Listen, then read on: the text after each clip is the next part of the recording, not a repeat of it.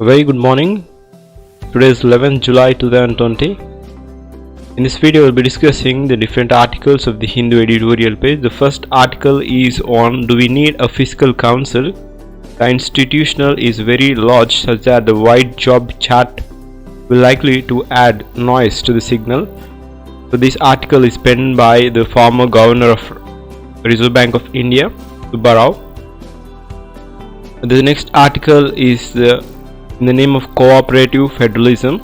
There is a huge gap between the 14th Finance Commission promised to the states and what they have received regarding the central government, cooperative federalism. The next article is on the killing of Vikas Dubey, the crime as a punishment, and the next article is on criminal law reform. Before we get into discussion, I am Prashant. I welcome you all to Wifi Study Karo. If you are first to my channel, I request you all to subscribe and hit the bell icon so that you will be receiving every update what I post in this channel. The first article is on do we need a fiscal council? The writer is a former governor of Reserve Bank of India, Dubey Subbarao. He is a former governor. This article is penned by him. The government needs to borrow and spend more now in order to support vulnerable household and engineer economic recovery, but that will mean a steep rise in the debt which will jeopardize, that is put to risk, medium-term growth prospects, an issue prominently flagged by all rating agencies in the recent evolutions. It is possibly the fear of market penalties that is holding the government back from opening the money spigots. Many economists have faulted the government fiscal stance, arguing that this is no time to restrain the government and also by borrowing as many as necessary, but at the same time with the credible plan of financial or fiscal consolidation post COVID-19, the order to retain the market confidence. But will the market be persuaded by the government's assurance of future good conduct is another question. The government can signal its virtue by establishing some new institutional mechanism for enforcing fiscal discipline, such as, for example, a fiscal council. The suggestion of the fiscal council actually predates the current crisis. It was first recommended by 13th Finance Commission and subsequently endorsed by the 14th Finance Commission and then the Fiscal Responsible and Budget Management, that is FRBM, review committee headed by N.K. Singh. Presently in 50 countries, according to the International Monetary Fund, about 50 countries around the world have established a fiscal council with varying degrees of success. Abstracting from the country level differences, a fiscal council at its core is a permanent agency with a mandate to independently assess the government's fiscal plan and projection against the parameters and macroeconomic sustainability and put out its finding in a public domain. The expectation or the exception is that such an open scrutiny will be the government on a straight and narrow path of fiscal virtue and hold it in the account for any default. Do we really need a fiscal council? Sure, we have to have a chronic problem of fiscal irresponsibility. But a fiscal council, the answer is if we recall back to 2003 when FRBM was enshrined into law, we thought that as a magic cure for our fiscal ills. The FRBM enjoins the government to confirm the preset fiscal targets and in the event of failure to do so, to explain the reasons of deviation. The government is also required to submit the Parliament a fiscal policy strategy, that is FPSS, to demonstrate a credibility of fiscal stance, yet seldom we have heard in the depth discussion in the Parliament on the government's fiscal stance. In fact, the submission of a fiscal policy strategy statement FPSS often passes off with even much more notice. If the problem clearly is a lack of demand for accountability, how will another instrumentality such as fiscal council for supply of accountability be a solution? It can be argued that the financial or fiscal council will be in fact a solution because it will be given an independent and expert assessment of the government's fiscal stand and thereby aid an informed debate in the Parliament. A fair point, but we do not need any elaborate permanent body with an extensive mandate for this task. The Council mandate: consider for example the model or suggested by FRBM Review Committee. As per the Fiscal Council mandate, it will include but not be restricted to making a multi-year fiscal projections, preparing fiscal sustainability analysis, providing an independent assessment of the central government fiscal performance and compliance with the fiscal rules, recommending suitable changes to fiscal strategy to ensure the consistency of annual fiscal statement or financial statement, and taking steps to improve quality of fiscal data, providing or producing an annual fiscal strategy report with which it is released publicly. An institutional behemoth which is very large with a very such as wide job chart will likely add more to the noise than to signal. For example, the Fiscal Council give a macroeconomic forecast with the Finance Ministry is expected to use the budget, and if the Ministry decides to differ from those estimates, it is required to explain why it had differed. As of now, Central Statistics Office (CSO) and the Reserve Bank of India give forecast of the growth and other macroeconomic variables and do the host of public, private and international agencies. Why should there be a presumption that the Fiscal Council forecasts are any more credible or robust than others? Why not to leave to Fiscal or Finance Ministry to those to homeworks or defend it to the numbers rather than forcing it to the privilege the estimates of one specific agency? Besides, forcing the Finance Ministry to use someone else's estimates will dilute its accountability. It also estimates to go awry, and it will simply shift the blame to the Financial or Fiscal Council. Another argument made in support of Fiscal Council is that its role as a watchdog, it will prevent the government from form of gaming the fiscal rules through a creative accounting, but there is already an institutional mechanism by the way of Comptroller and Auditor General (CAG) audit to check that. If this mechanism has lost its teeth, then the fix that rather than create another costly bureaucratic structure. Starting it small, let us, despite the arguments above, grant that the Fiscal Council will indeed add a value. Then the way forward is to start small and scale it up.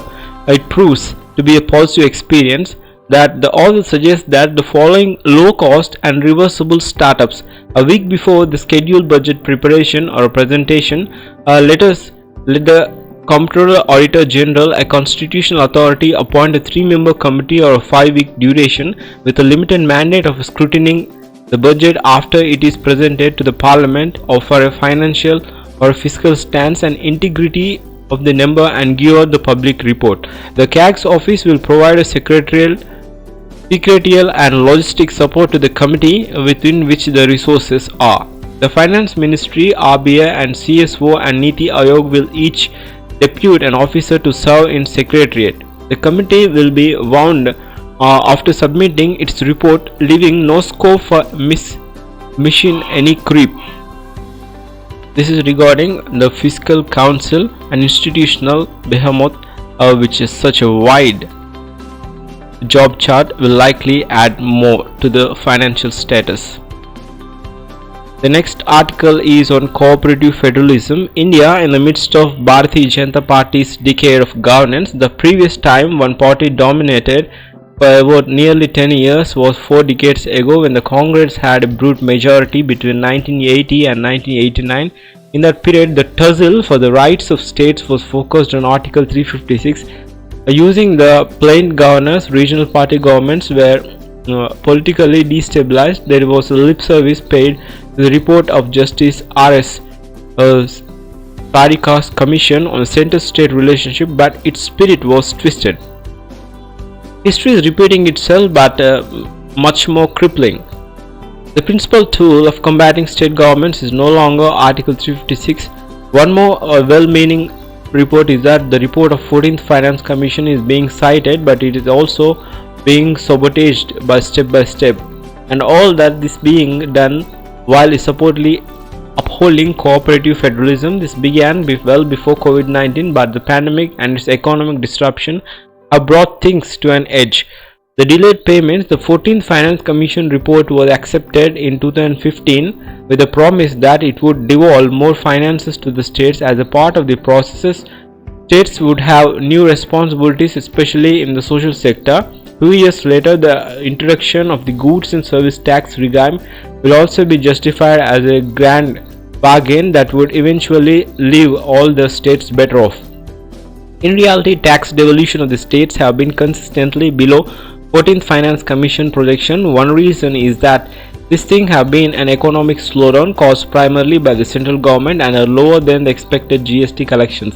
The shortfall of GST collection in 2018 to 2019 was 22% when compared to the projections. Payments have been delayed as well. For example, center-owned states about 35,000 crore as GST compensation in December 2019 and January 2020, which was only paid in June 2020 after a delay of 5 months. The center has imposed a series of cess which are not a part of divisible pool and not shared with the states. There are now rumors of COVID-19 cess as well. According to the study of Center for Policy Research, around 3 lakh, that is around 3 of the 6.84 lakh crore gap between the 14th Finance Commission promised to the states and what they have received. And while this had happened, the nature of the public spending in India had undergone to massive shift. In 2014 to 15, the states undertook a program and project spending of 46% or more than in the central government, but the figure is around 64%. Despite this, the central fiscal deficit exceeds the consolidated state deficit by 14%. India is paying a profligate center. The COVID-19 situation had deepened the crisis. According to the State Bank of India report, the collective loss of GSDP due to the pandemic is around 30.3 lakh crore, that is 13.5% of GSDP. States are being required to spend more than to help the common citizens and stem livelihoods. The center is providing almost negligible support in West Bengal. As of June 30, the state government has spent around 1200 crore in fighting COVID-19. The center has given around 400 crore under the National Health Mission and the State Disaster Response Mitigation Fund, but absolutely nothing specifically for pandemic. Cyclone Amphan, the worst cyclone in Bengali memory, devastated around 2.8 million houses and 1.7 million hectares of farmlands. The loss was estimated at 1.02 lakh crore around. The Mamata Banerjee government in Kolkata immediately released around 6,250 crore and center has offered around 1,000 crore. Following the pandemic, the Ministry of Finance asked the union ministers to cut expenditure. The immediate impact is being felt by the states and grant-in aids are drying up. Crucial rural development programs have also come to standstill. The Union Rural Development Ministry is supposed to transfer around 4,900 crore to West Bengal in 2020 to 2021 for the projects of undertaken by the Panchayat Raj institutions. This is regarding the name of cooperative federalism, how there is a huge gap between the 14th Finance Commission and the expected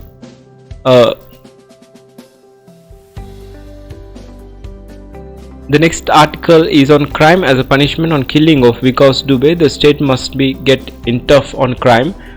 The Uttar Pradesh police accounting the killing of Kanpur gangster Vikas Dubey on Friday, even if it is taken as a face value, is startling admission of a serious ineptitude. But the official narrative as it stands stretches the bound of cruelty to an astonishing extent. The possibility that his death is often sanctioned retribution for the murder of 8 police who were the part of the team that were in the arrest to arrest him on July 3rd is hard to dismiss out of hand without a doubt. Dubey's death in the exchange of fire while he was trying to flee after the police vehicle in which he had been taken met with an accident, and also extremely convenient for many. It puts a lid to the sordid tale of his violent rise of power and influence, which was nourished by the wider network of patterns, including some of the police force. A hardened criminal who had 62 cases against him before his gang allegedly shot dead 8 policemen last week was supposedly being transported without handcuffs. He snatched weapons from those escorting him, according to the police version of the incident. Indeed, there is more than the self-indictment of the state police, whose conduct has raised many questions in the recent past. There is no good explanation for driving such a suspect through the night across more than 600 kilometers from Ujjain in Madhya Pradesh, where he was arrested in Thursday. The brutal last episode of Dubey's serial crimes should be no defense in shooting turns. Any demand of the probity and accountability in the police of military is often contested on the supposed ground that it emerges from the support from criminals, terrorists or enemies and the state by influential politics and a public figure. There is no question that crimes such as Dubey was involved in is must to be met with exemplary punishment. The process of establishing guilt and executing punishment is not incidental part of justice, but it is an integral soul. A fair and transparent trial cannot be dispensed with in order to satisfy the cries and vengeance. Social sanction of injustice, instant injustice by the state agents might have leached into the institution that the mandate to enforce the rule of law. Last year, when the Cyberabad police station shot dead 4 persons accused in the case of gang rape and murder, people celebrated in the streets. The courts and National Human Rights Commission have also shown a latent approach in such cases, according to the police to deliver the instant justice, and even tolerating such behavior creates an atmosphere of impurity that could lead to murder and of innocent people, as happened with a custodial death in Tamil Nadu. Support for such killings by the police will not make a society more just. Mob justice is not justice at all. When law enforcers short circuit due to process, the damage to the state institutions is severe and long lasting. This is regarding the punishment given to Vikas Dubey, and state must get tough on crime, but police should not be allowed to break the law.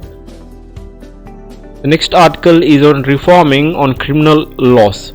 The formation of committee for the reforming of criminal laws by the Union Home Minister, with an apparently short time frame and limited scope for the public consultation, had caused a considerable disquiet among the jurists, lawyers and those concerned with the state and criminal justice in the country. Few disagree with the idea of the current laws governing crime, investigation and trial require meaningful reform. There has been several attempts in the recent decades to overhaul the body of criminal law, comprising the Indian Penal Code of 1860 vintage, the Code of Criminal Procedure that had rewritten in 1973, and the Indian Evidence Act that dates back in 1872. However, comprehensive legal reform is something that requires a careful consideration and good deal of deliberation. One criticism against the latest committee is that it has begun its work in the midst of pandemic. This may not be the ideal time for the wide consultations. Activists and lawyers functioning in the hinterland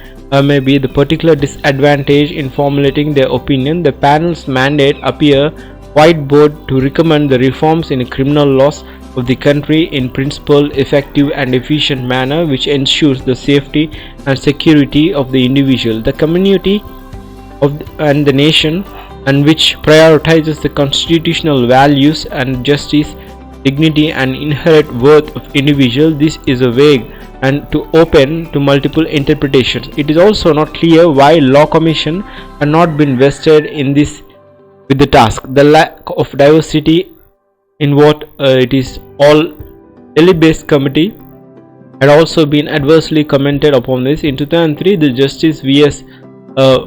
Malimath Committee on the Reforms of Criminal Justice System had come up with some of the far-reaching suggestions, some of which became the part of the change of criminal law. However, it has also attracted criticism over the suggestions that the standard of evidence by reducing the beyond reasonable doubt and through clear convincing, the Justice Verma panel come up with a comprehensive and progressive report on reforms needed in law concerning crimes against women in 2013 in the barely 1 month, but its speed was probably due to the limited mandate it had. If at all the criminal law is to be reformed, there should be a genuine attempt to reach the wide consensus on ways to speed up the trials, protect witness, address the travails of victims, improve investigation mechanisms, and most importantly eliminate the torture. An impression should not gain a ground that the wide-ranging changes are sought to be made within the short time frame and based on the limited inputs from the public. Reform is best achieved through a cautious and inclusive approach. This is regarding how the reforms to be changed in the criminal conspiracies. There is a detailed procedure given in this article. That's the end of article discussion. If you are new to my channel, I request you all to subscribe to my channel. Thank you for your time. Have a great day.